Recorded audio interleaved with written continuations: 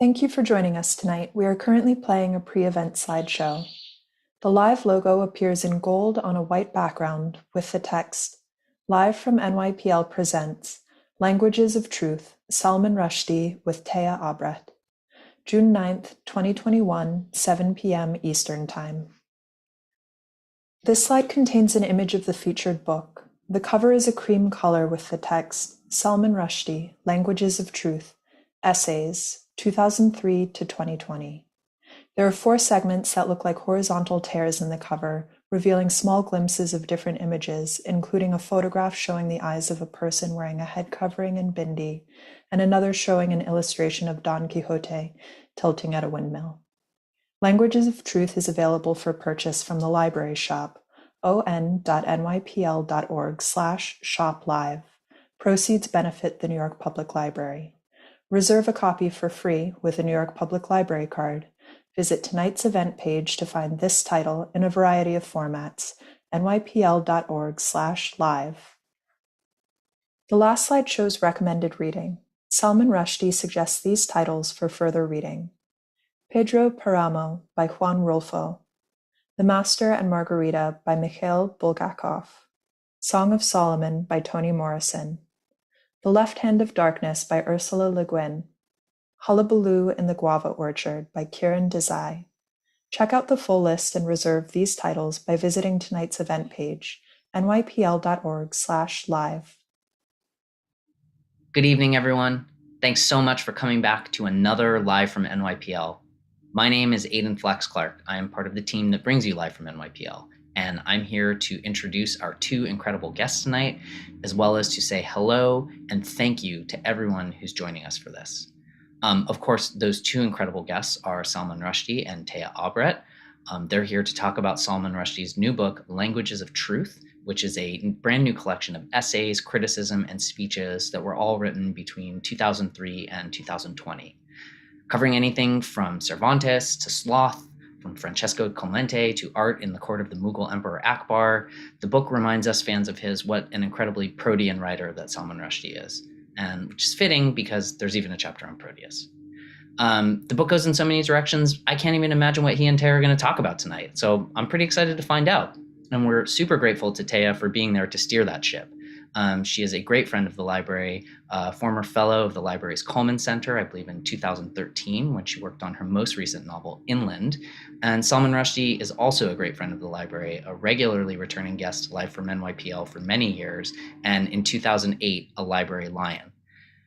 You will, of course, immediately want to obtain Languages of Truth after this conversation, and I am here to help you with that. If you have a New York Public Library card or you live in New York State and you'd like to apply for one, you can get Languages of Truth for free in either physical or electronic formats. We have links on how to do that below this video on the event page. And of course, if you're able, you can purchase the book from the library shop. If you do that, proceeds go to benefit the New York Public Library and you get a super cool lion stamp inside the book. Link to do that is also on the event page and we will put it in the chat now. While you're on our website, you should also take a look at some of our other fantastic upcoming events. Tomorrow night, Jamal Jordan speaks with Blair Imani about his beautiful new book, Queer Love and Color. At the end of the month, Sarah Schulman discusses her new history of ACT UP New York, which is called Let the Record Show. And we are also at the end of the month going to celebrate the birthday of sci-fi legend Octavia E. Butler with a special one-of-a-kind evening of readings, tributes, and performances. All of that you can learn about and register for at nypl.org/live.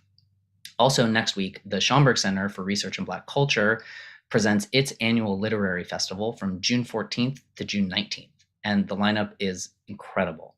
It includes Clint Smith, Carol Anderson, Mahogany L. Brown, Yusuf Kaminyaka, Tressie McMillan Cottom, and many, many, many more. You really don't want to miss it. So to learn all about what they've got going on, and most importantly, to register, go to schomburgcenterlitfest.org. Okay, before I turn it over to tonight's speakers, very quickly, just a couple of housekeeping items. The library values your privacy, so we want you to know that even though the video and the chat that you're looking at are on a library webpage, they are hosted by YouTube. So if you participate in the chat, you might share some information about yourself, and we don't control that. If you want to learn more, you can scroll down on the event page to read some more info. Also, Salman Rushdie will be very glad to take some of your questions at the end of tonight's conversation, and you can send them at any time by using the chat, the Google form on the event page, or by emailing publicprograms@nypl.org. He'll get to as many as he can at the end. Okay, let's bring on Téa Obreht and Salman Rushdie.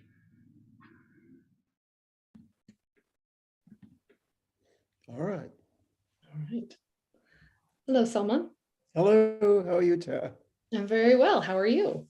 All right, late at night here in London, where I am. You are so many hours ahead of me in Wyoming. I'm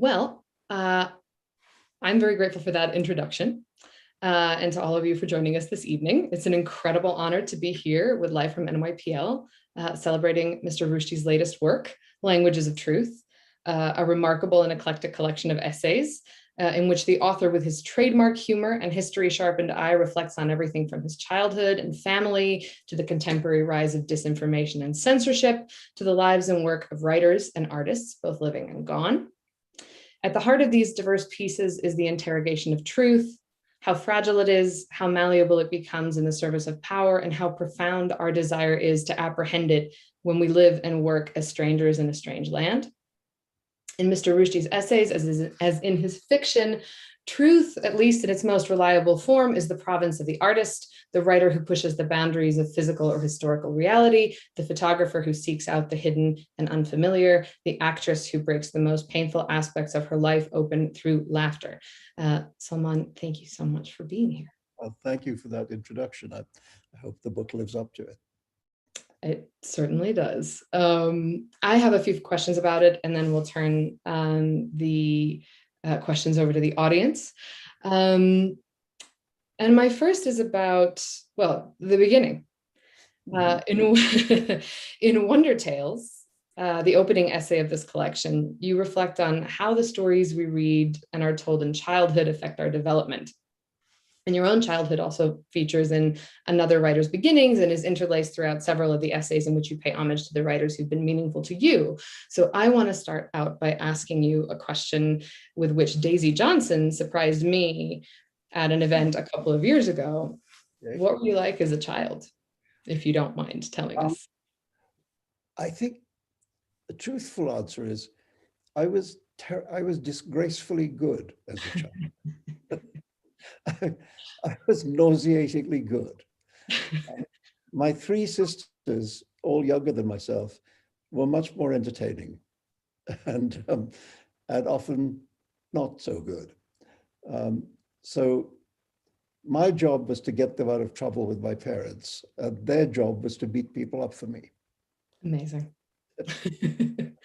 How did this translate into your personality as a reader in childhood? Well, first of all, I think I've always felt that I was very fortunate to grow up in this very female world, I mean, a world of sisters and no brothers, and more aunts than uncles, more female cousins than male cousins, and I've always thought that has had a lot to do with how I've thought and how I've imagined, to be comfortable, if you like, with the characters of women, of girls and women, in literature and in life. And a lot of the stories that we read had very powerful women characters too. Of course, the most powerful character in maybe the whole of literature is the narrator of the 1001 Nights, the glorious Scheherazade, and to have that as one of your earliest role models of what writers or storytellers can and should be, was very important. I mean, obviously I heard these stories first in so to speak simplified form, because the actual books are really not for children, Right. But there are, of course, children's versions of them, and actually I heard most of them as oral stories told by my parents, as kind of bedtime stories.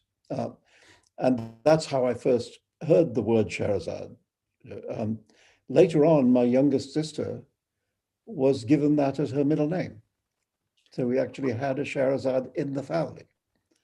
And I just thought, what an extraordinary figure she is. She's somebody who presents herself to a brutal king who has murdered hundreds of women in order to satisfy his anger at his own wife's infidelity. He punishes the whole of womankind, and she puts herself in harm's way, believing that she can stop it happening, and stop it happening by the simple power of story. That by telling him stories that he will not be able to resist wanting to know the ending of. First of all, she keeps herself alive. She stops the massacre, and she does something even more remarkable, which is that over the course of 1001 Nights, she civilizes him. So by the end of this long period, he is no longer the savage that he was at the beginning. And this idea that literature can tame the savage beast, was a wonderful thing to know as a child.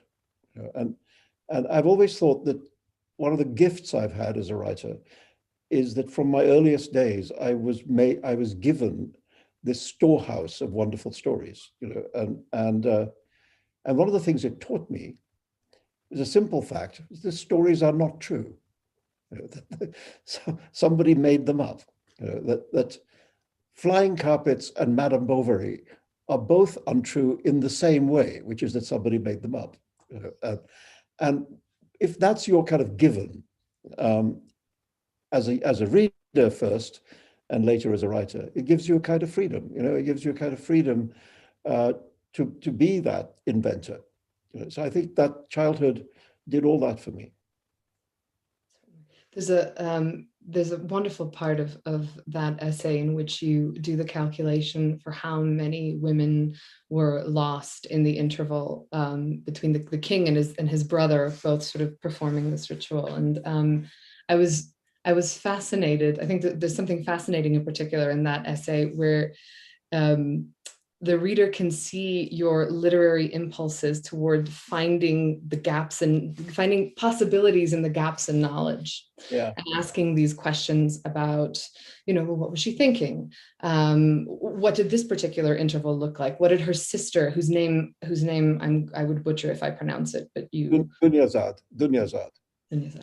What was the role of her sister in this? Where's the possibility for story there? And just the impulse to enrich an already enriched, untrue tale shines out of that essay. Well, I just think one of the things that the ancient stories allow us to do is that kind of reinvention. That we can look at these. It doesn't just have to be Indian stories. You can take the Greek myths, the Nordic myths, whatever, Native American stories, and you can interrogate them in the same way, and you can sort of see what they have to say to us now, and I mean, I remember, for example, when I was working on The Ground Beneath Her Feet, the story of Orpheus and Eurydice became kind of important in my thinking, when I was writing that. It's a book about rock and roll music, but this earlier singer became important, Orpheus, not only the greatest poet, but the greatest singer. So kind of Bob Dylan. And I thought that in that story, first of all, the story is quite short. You can tell the story of Orpheus and Eurydice in like 100 words. Yeah. And yet it has so much depth in it that you can excavate 500-page novels from it, and what I thought is that it showed me was that there's, at the heart of life, perhaps, let's say life, there's this triangle at the points of which there's art, love, and death.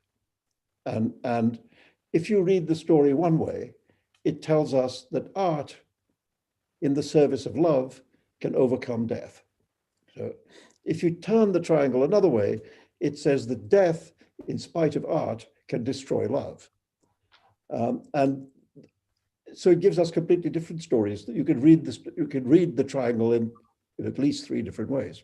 So these stories are inexhaustible, and that's one reason why we still read them. We would not be reading these stories if they didn't still have things to say to us. Absolutely. And you make a very powerful argument for our cultural recommitment to the pleasures and truth-giving properties of these stories, of fiction in general, but especially work that you term irrealist fiction, which in the modern day you term the descendant of the wonder tale. Can you tell us a little bit about that? Why the imagination is the best place to go? Well, I mean, I remember being very affected by an essay I read long ago by Milan Kundera, in which I'll paraphrase it, in which he said that the novel has 2 fathers, 2 parents. One of them is a mother, actually. One of them, he said, is Samuel Richardson's novel Clarissa, from which descends the realist tradition. And the other is Lawrence Stern's novel Tristram Shandy, from which descends this more antic, playful, highly imagined tradition. I think he's actually wrong about Tristram Shandy, because Tristram Shandy derives from Don Quixote. That actually the characters of Uncle Toby and Corporal Trim in Tristram Shandy are consciously modeled on Quixote and Sancho Panza. So if you replace Stern with Cervantes, the image holds that you have these 2 lines of the novel. And what Kundera suggests is that the realist tradition has been dominant. There's been much more work done in that, on that side of the genealogy than on the other side. And he concluded, therefore, that there wasn't that much new left to do in that area. Mm-hmm. And that if you were looking for new things to do, they were more readily found amongst the descendants of, in his, as he said, Tristram Shandy, or I would say Cervantes. But so that antic, playful, make-believe loving, fictive fiction, is where Kundera would argue, and so would I think, that the most enjoyable and interesting work remains to be done. And in that particularly, particularly in his capacity for those multifaceted readings, and in the way, the way you argue for its capacity to reveal certain kinds of truth. And I want to ask you about truth, which in your words is that slipperiest of ideas. In your essay, Autobiography and the Novel, what's wrong with me? You grapple with the Western reading on audience's tendency to assume and maybe even insist on fiction's basis in autobiography. Mm-hmm. And you tell us that the imagination in our unimaginative times is no more than a costume that the facts put on. At the same time, much of your work continues to remind us of the dangers of living as we do in an age of disinformation, a time when we seem a lot more inclined to apply imagination to facts. So I guess my question is, what do you make of our present moment's warped relationship to the truth, demanding it of fiction, but ignoring it in fact? Yeah, I think it's a weird time to be alive. If you're a writer of fiction, there's an added dimension of weirdness. And I think perhaps you also would have had people saying to you, why would you make things up at a moment when the world is full of lies? Why do you want to add to the sum of untruth? Margaret Atwood had which I'll misquote her, but she said something valuable about this, where essentially her argument is that fiction and lies are actually not only not like each other, but they're in many ways opposite to each other. Because the purpose of literature, whatever its techniques may be, the purpose of literature is to move towards some truth about human nature, some truth about society, some truth about why we are the way we are and why we do to each other the things that we do to each other, and what can be done about that.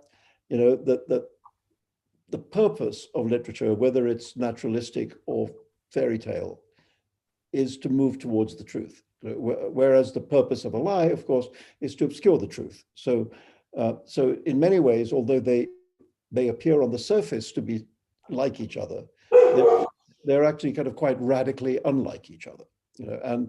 And I, as just to speak as a reader, I find that when I read books that grip me and engage me and draw me in, I feel them as true. And I think that's an experience that any reader of books can recognize. I think that when we truly enter a book, when the imagination of the writer and that of the reader kind of join, then that's a way of establishing an idea of the truth between the writer and the reader. And so in a way, the reading and writing of fiction can offer us a way of renewing our sense of the truth, which is not to say that it's easy, because I think the great period of the realist novel in the 19th century was based on a broad agreement between writers and readers of what the world was like, and that was the foundation on which the great realists, Stendhal, Balzac, were building their work. Well, that agreement no longer exists. Truth is very contested. There's an argument about what things are like, and I feel that's one of the reasons I feel that you can't write, or at least I can't write. Other people may find ways of doing it. That kind of 19th century realist novel, because the writer and the reader no longer have a shared assumption about what the world is like. So if that fractures, then you have to find a more fractured way of writing, and that's one reason I've always wanted to write, actually, a straightforwardly realist novel. I've always thought I would really be pleased with myself if I did that, and I've lamentably failed. Do you think that your memoir, Joseph Anton, is one of my favorite of your books? Did you feel that in writing that was coming as close as possible for you, being a realist novel? Exactly, that's my 19th century novel. Yeah. Which is why it's written in the third person, because I again, another writer might not have needed to make that decision. I found that the first person felt almost embarrassing because of its ubiquity. Mm-hmm. I did this, I did that, they said this to me. I thought, shut up. What I really felt was that in a memoir or in an autobiography, the character called I has a different status in the text than all the other characters, the he and she characters, because the I is identified with the authors. I thought, if I take away the I and make the character with my name just another one of the he and she characters, then everybody's at the same level. And then I can write about it as if I were writing a novel, and it helped me do that. So I mean, that was definitely a book in which I wanted to use all the techniques of the novel, but only tell the truth. So and it actually led me to the course that I now teach at NYU, which is a course which is a graduate seminar about the phenomenon of the last half century and more, in which many writers have used the techniques of the novel in order to tell true stories. Starting with new journalism and going through Schindler's List and arriving at Svetlana Alexievich and so on. The novel-like texts which tell the truth are a kind of newish form, and I guess that book falls into that category in some way. Much of your work touches on the danger of fiction, or actually the danger that fiction is in. On the page and in life, you often interrogate censorship and oppression. You grew up studying history and narrative, both. You write both nonfiction and fiction. And in this collection, you tell us that truths discovered through the side door of fiction or admitted untruth are just as valid as the truths that are more plainly spoken. Is fiction so often a target of oppressive regimes because the kind of truth it shows us is somehow less susceptible to manipulation by systems of power than historical fact may be? Yeah, I mean, I think that's a good way of putting it. I would also put it in this way, which is to say that the thing about the imagination of the fiction writer is that it doesn't belong to anybody except to the writer. You know, nobody owns it.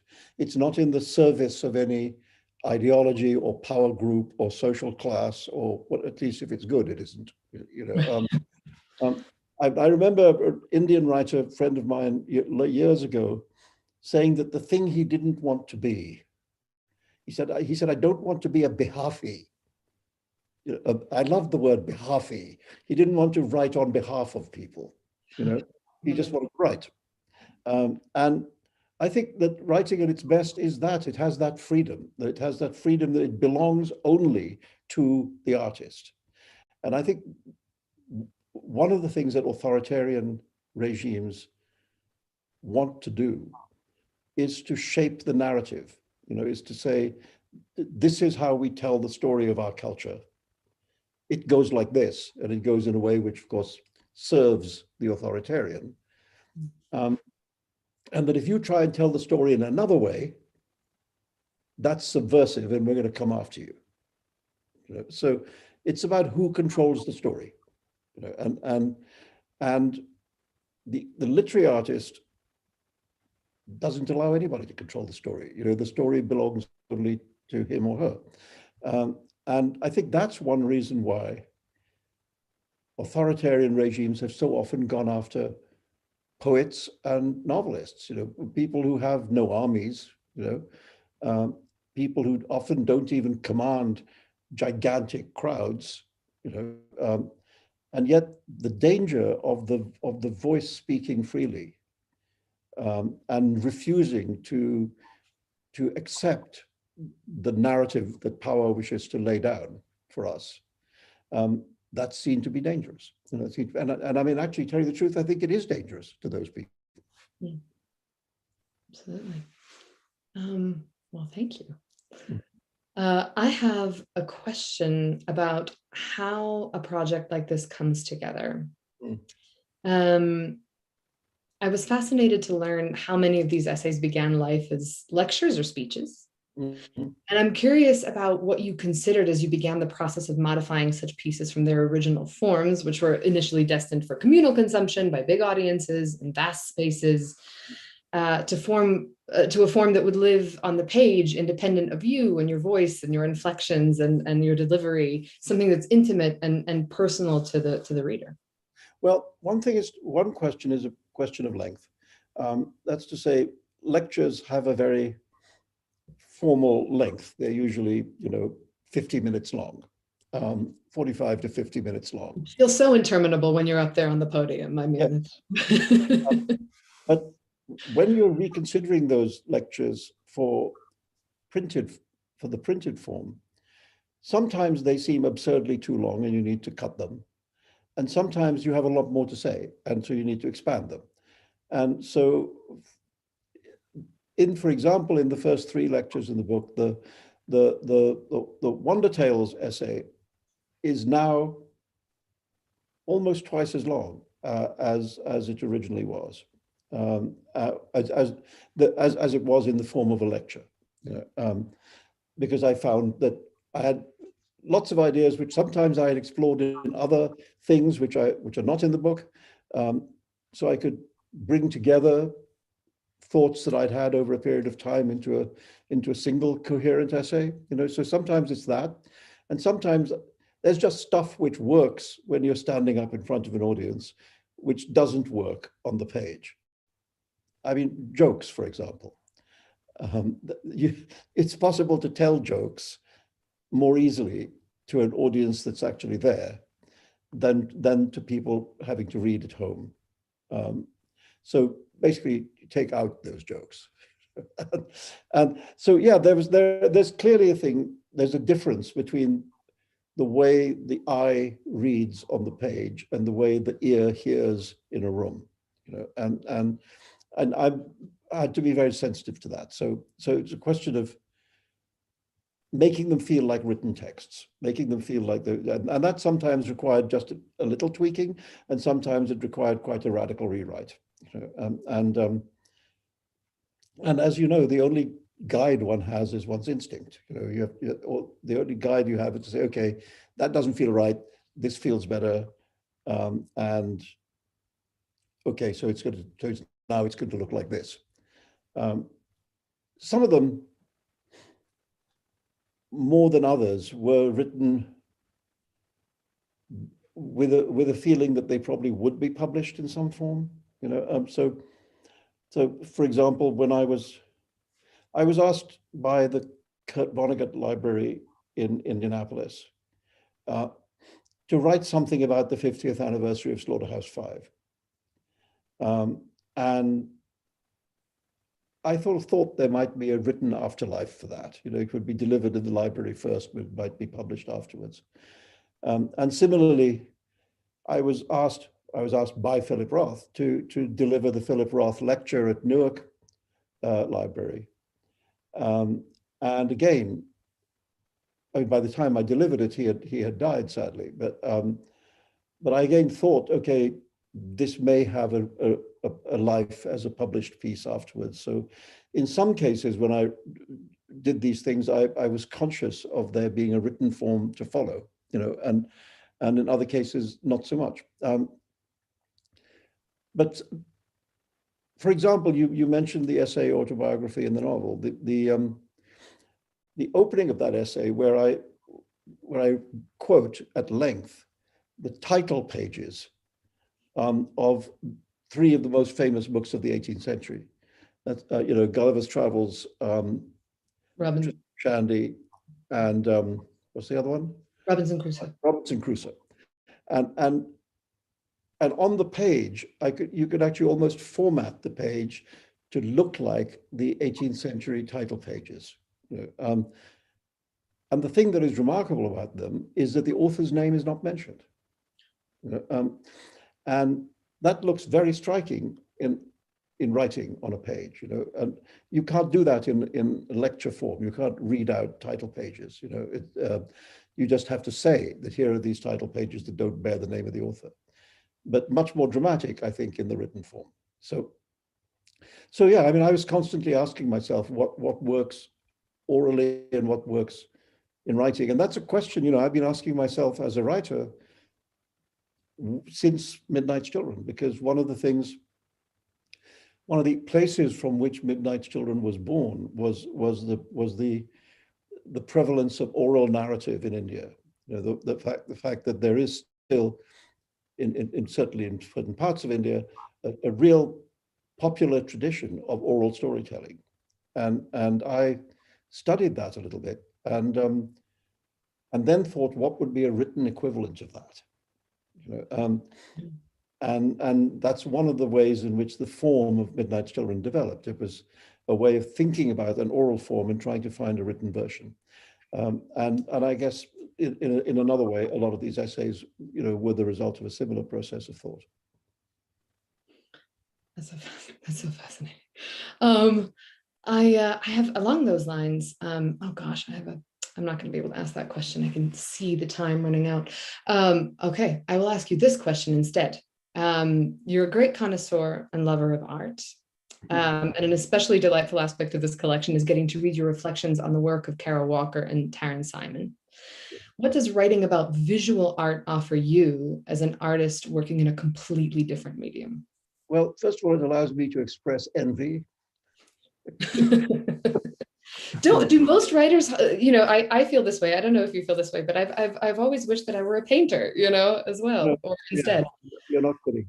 I mean, when I wrote The Moor's Last Sigh, in which there are a lot of painters, I particularly the main character, the painter Aurora, who is one of the major characters, I had to really imagine all her work. I had to, not just a painting, but a life in art. And by the time I'd finished doing it, I actually could see the pictures very, very clearly in my mind's eye. and felt deeply frustrated that I was unable to actually execute them on canvas. So, and the book was as close as I got. And actually, Aurora was to a great degree modeled on one of the writers that artists that I write about in this book, which is the Indian painter Amrita Shergill, who was half Indian, half Hungarian, spent a fair amount of her rather short life in Europe and was very influenced by European modernism, but also was very influenced by Mahatma Gandhi and by the beginnings of the Indian nationalist movement, and was a great artist who died very young, and who behaved in India in a rather untraditional way, in that she was very bohemian. She was very sexually free, and to the horror of her parents, and so on. But she allowed me to invent an artist like her. So it was very interesting then to write about her too. Obviously her life is rather different than the life of the character in my novel. But so I saw the essay as being, in a way, like a companion piece to the novel. And Taryn Simon is somebody I met by chance a long time ago through mutual friends, and she rather shyly asked if she could show me her work and would I consider writing something about it. And then I saw this work and it just blew my socks off. I couldn't believe how remarkable it was. And before she finished asking me, I'd said, yes, of course I'll write about it, because I really have a lot I want to say about it. And then she was a very strict editor. Because I wrote what I had to say, that she said, no, don't say this, and cut that bit out, etc. So that piece was fairly rigorously edited by the artist as well. And I mean, I admire her work. That was, that book, the one I did the introduction from, which is the thing in Languages of Truth, is her show, the American Index of the Hidden and Unfamiliar. And since then, of course, she's gone from strength to strength and become really major American artist. So it was nice to be kind of near the ground floor. Yeah. And simply Kara Walker, I mean, I remember praising Kara Walker's work to a friend, and he then sent me a small book text that a kind of interview that she'd published, in which I found that she was referring to my work. So we had somehow accidentally been thinking about each other without ever having met. And then, so that piece, kind of followed on from that discovery.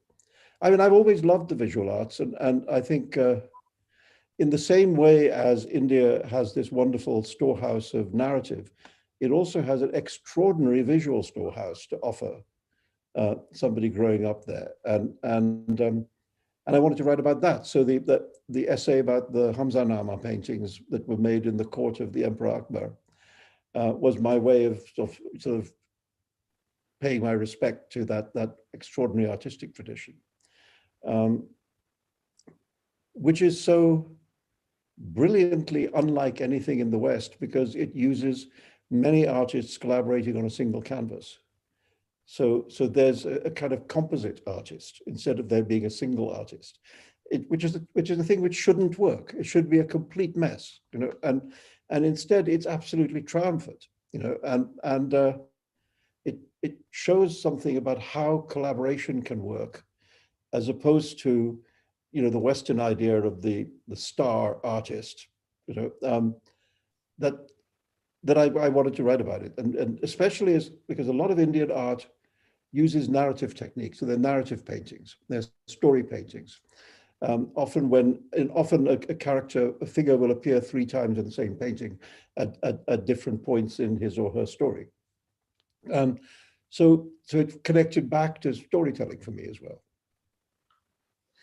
The notion of collaborating on a single piece, I think, is possibly where the knife drives deepest for writers, because it is such a lonely and individual endeavor. And the idea of it working in this other medium is just so overwhelming.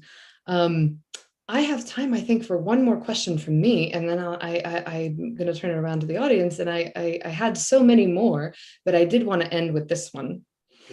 In your essay about Heraclitus, you take on his most well-known tenet, character is destiny, which you interrogate through classic texts like Moby Dick and Bartleby the Scrivener, before cautioning that character now is not what it was 2,000 years ago.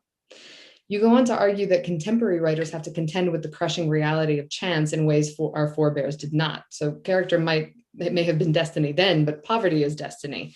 And I'm quoting you, poverty is destiny, war is destiny, ancient ethnic, tribal, and religious hatreds are destiny. A bomb on a bus or in a market square is destiny, and character just has to take its place on that list. To this list of modern cataclysms, we now also have to add the global pandemic, from which we are very haphazardly emerging. Yep. You write of your own experience with COVID in the collection's penultimate piece. I'm sure our audience tonight is full of aspiring writers and emerging writers. You're someone who's always had the gift of reflecting on the present moment artfully through both nonfiction and fiction. Do you have any advice for emerging writers who may be struggling with how and whether to let something as recent and immense as the pandemic into their work? Yeah, I think it's quite scary to do that. One is taught with some reason that the difficulty of writing right up against the present moment is a lack of perspective, a lack of objectivity, perhaps. And yet I've done it a lot. I always think of there's a passage somewhere in one of Hemingway's bullfighting books where he says the great matador works closest to the bull. If the bull is like over there somewhere, it's not very thrilling. If the bull is brushing your thigh as it goes past, then every movement you make must be perfect, otherwise you get a horn in your side. And for me, that business of writing up against the present day is that kind of danger. If you don't get it exactly right, you end up with a horn in your side. But if you do get it right, then in some way you capture a moment, in the way that Fitzgerald captured the Jazz Age. So it's worth trying. It's worth trying, but it's very dangerous. And I think the way to think about it is not to think about topicality, but to think about what novelists think about, which is character and form and language. And if the text, no matter how of the moment, has as its primary interest character and form and language, then it has a chance of surviving the loss of topicality. Because I remember, again, if I go back to Midnight Children, I remember worrying that a day would come when nobody cared about Indira Gandhi or the emergency period of authoritarian rule in the mid-70s. And I remember thinking at that point, this book is either going to get worse or it's going to get better. And I actually don't know which it is. I don't know which of those two things will happen. Either the loss of topicality will damage it, or will reveal the sort of underlying literary qualities which lie beneath the topicality, and so people will think better of it for that reason. So that's the best advice I could give, is to just, even if you're writing up against the present moment about the pandemic, for example, about whatever, you have to do it through character, language, and form. Otherwise, you run the risk of it becoming like yesterday's papers. And that's why I was worried to write the essay about it, because I thought, first of all, we've all lived through the same experience, so we all know the same things about it. And so, what do I have to say that you don't know, or that everybody doesn't know? And that made it difficult for me to write it for a while, until I found, if you like, a personal narrative through which to tell the story. And then I just thought, okay, this is just, it's for the record, this is for the record. This is what it was like to be somebody who had this illness, survived it, and saw my city, New York City, going through this terrible moment and beginning to emerge from it, and just, I am a camera, as to use Christopher Isherwood's phrase, and I just let myself be that camera. I think readers of the book will certainly be grateful that you did. I'm going to move on to the questions from the audience, and we have two so far.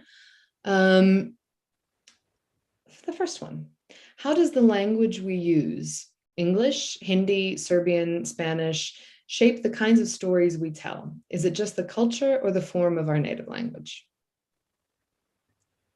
That's such a good question. I mean, I think any of us who is able to speak more than one language knows that when you change language, your character changes. You are a slightly different person in another language. If I'm in India and speaking Hindi or Urdu, I feel slightly different than in America or England speaking English. So the language changes you. It actually, your mind works differently in a different language. And so, of course, on the page, that difference is also there. I've often had to struggle with the problem of how to represent in one language, English, characters who are actually speaking in another language, in which I'm not writing, but I have to try and represent their thought, their way of thinking, their way of understanding in English, and how to make that active translation, which is not just translating the words, but translating this stuff beneath the words. And so I've had to do that to some degree all my life, because I've so far, I don't think, managed to write a long fiction that doesn't have an Indian character at the center, so or at least a character of Indian origin. And so all my characters have another language in their head, sometimes more than one. And I have to find ways of solving how to represent that on the page. Of course, languages completely, they change the way you speak, and what the words you use alter what you think and who you are. We have another question here. Do you believe the short story form can capture truth in a way the novel can't, or vice versa? Or do you consider them equal forms for truth telling? Well, I enormously admire the American tradition of the short story. I think it's one of the great, powerful traditions in the world. So much of the best American literature is to be found in the short story form. So I have enormous admiration for it, and I do think sometimes the short story can condense and codify a piece of human experience in an almost perfect form. I think a novel of 300, 400 pages cannot by definition be perfect. As the critic Randall Jarrell once said, that a novel is a long piece of writing that has something wrong with it. and I think, but a short story, when you're down to like 8, 9, 10, 15 pages, if you're lucky, it can come very close to perfection. So it has that edge. What it doesn't have is the ability to embrace the whole world, which the novel can be encyclopedic. It can be it can be panoramic. It can be all sorts of things which stories, they don't set out to be. By their definition, they can't be that. What they can be is beautiful and something close to perfection. And I feel actually frustrated that in my life I don't think I've written enough stories. And I published one collection of stories, and I've written, half a dozen others that are not so far collected. But one of my ambitions is to write more short stories. So stay tuned. How did Cathedral School Bombay influence you? Well, it's a very long time ago. One of the things that is still, I think, still the case in Bombay is that many of the best schools that there are schools that were set up by the British in the colonial period, and in which the medium of instruction is English. So the Cathedral School is one of those. Its full name is the Cathedral and John Connon High School. I have no idea who John Connon was, except that he was the representative of something equally mysterious called the Anglo-Scottish Education Society. And that's the entity that set up the Cathedral School. And when I was in it, which is, impossibly, in the 1950s we're talking about, it was the boys' school and girls' school were separate schools. So I was in a school of like 1,000 boys, and you hardly ever came across the girls in the girls' school. Now the schools are sort of merged, so it's more humane, let's say. So first of all, it was that strange experience of a single-sex education, which is a weird thing at the best of times. It was also confusing because it was a very overtly Christian school, as its name suggests. And so every morning we were required to recite Christian prayers, and almost none of us was Christian. Of the 1,000 boys at the Cathedral School, I doubt that there were 100 Christians. There were people of every conceivable religion having to recite the Our Father, which we didn't know the words to. So we sort of mumbled in rhythm. And we were required to sing hymns, which were completely mysterious to us. So actually, it meant that I did acquire a kind of knowledge about Christianity that I wouldn't have otherwise. What they were a very high academic standard. You were taught at a very high academic standard. The problems were the problems of those schools are the problems of post-colonialism. That they this may have. I think this is to a large extent changed now, but in that generation, which was the generation immediately following the end of the empire, there was still a kind of imperial mood in a lot of these schools.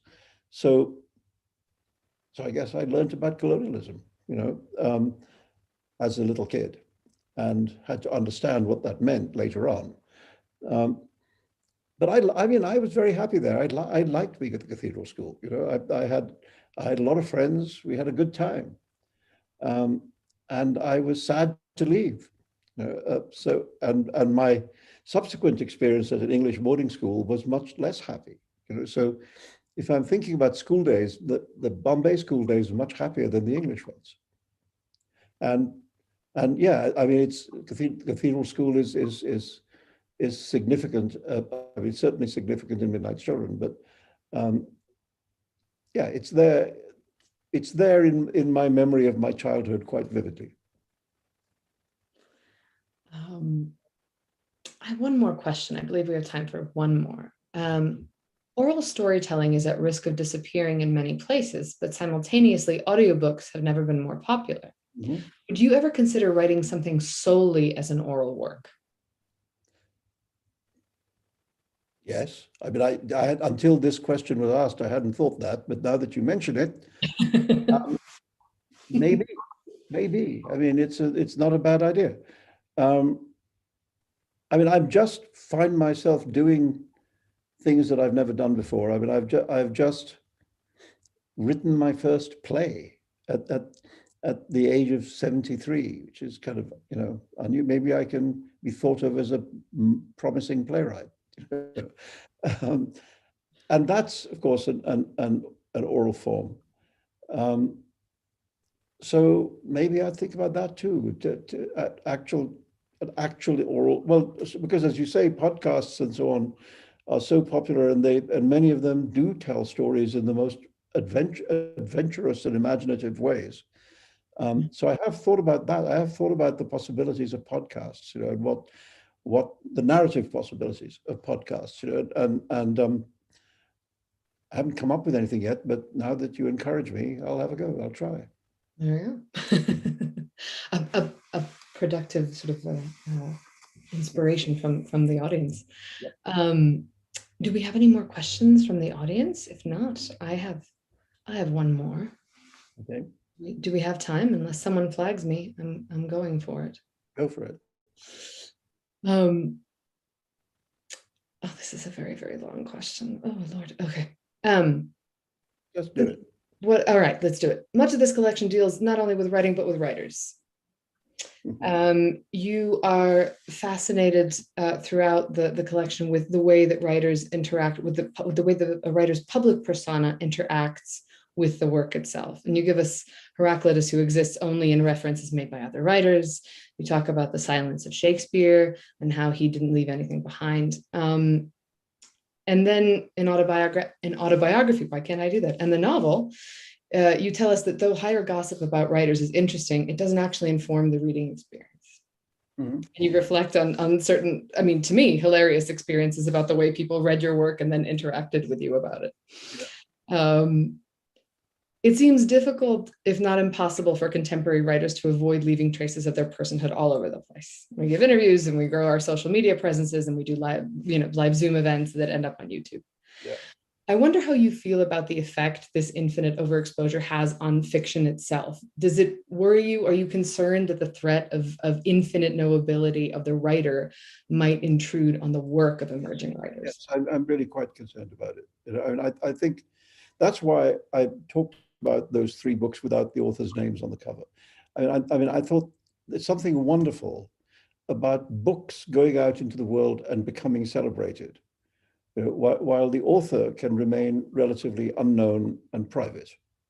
And that I thought something wonderful about that. The fact, and also the way in which those books were read did not require the readers to know anything about the author. Nobody said that Daniel Defoe wrote Robinson Crusoe because he felt very lonely and isolated, and that his personal experience of loneliness and isolation was made manifest in this book about a marooned, shipwrecked sailor. Nobody thought that Lawrence Stern's parents really gave birth to him while making some clumsy sexual act and trying to remember whether they'd wound up the clock. and nobody thought that Jonathan Swift had encounters with talking horses. So people accepted that writing was separate from the writer's life, and that seems to me to be a better way of looking at things, because I think it is, of course, true and obvious and doesn't really need to be argued with that writing sometimes comes out of the writer's personal experience, and both stories and characters and places, all of that can come out of the writer's personal experience. But in my experience, by the time it's got onto the page and is working on the page, it has become something else completely. And that act, that metamorphosis from private experience to the page, is what I would call the act of imagination. That is the act of creation. That transformation is the act of creation.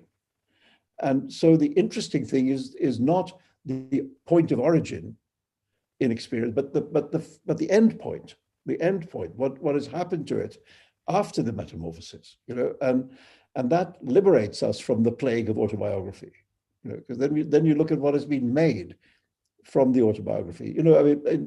There are books of mine, I said, about Amrita Shergill and the character of Aurora and the Moore's Last Sigh, but of course, one is inspired by the other. But if you actually put their lives side by side, they're not like each other. You know, but I couldn't have written my character without knowing about the real person. You know, so yes, you can begin with experience, but then you have to do something to it, you know, and in order to make it interesting to read. And that is, to put it bluntly, that's art. And I'm interested in the pursuit and the study of that, you know, rather than trying to find out which character is based on something that happened to you when you were a child. And I now actually go to some lengths to not have a character that can be identified as me in a book, or to have perverse characters that can be identified as me. For example, in Quixote, there's a woman who has my name less one letter. She's called Salma instead of Salman. And she's an opioid addict, amongst other things. And so people ask me, which is the autobiographical character? I say, but where's her? Which sometimes confuses people in enjoyable ways. I believe we have time for just one more. And it's a short one. What do you want to write about which you have not written about before? Well, partly this writing this play has been a way of doing that, because I found myself writing a play about the ancient Greeks, which I've thought about a lot. I mean, I've always been interested in that worst family in the world, the House of Atreus, and its various shenanigans.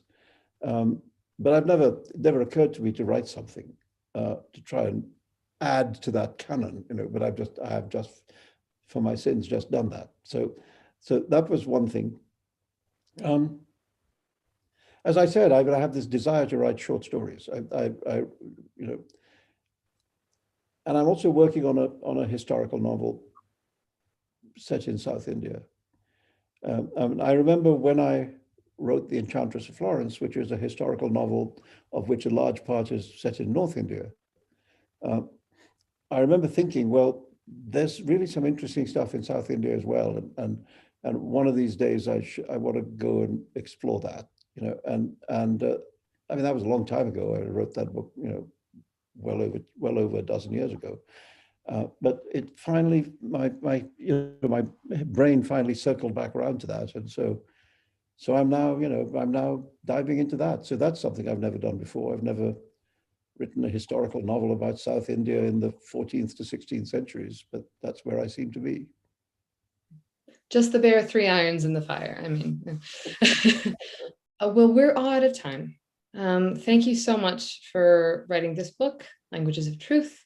Thank you for being here with us tonight and answering my questions in the audiences. And thank you all for coming out and joining us. I really enjoyed it. Thank you.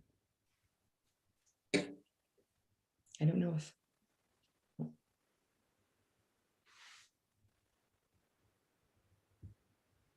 Thank you for joining us tonight. We are playing closing slides. This slide contains an image of the featured book. The cover is a cream color with the text, Salman Rushdie, Languages of Truth, Essays, 2003 to 2020. There are 4 segments that look like horizontal tears in the cover, revealing small glimpses of different images, including a photograph showing the eyes of a person wearing a head covering and bindi, and another showing an illustration of Don Quixote tilting at a windmill.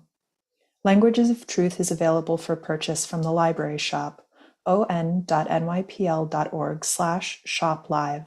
Proceeds benefit the New York Public Library. Reserve a copy for free with a New York Public Library card.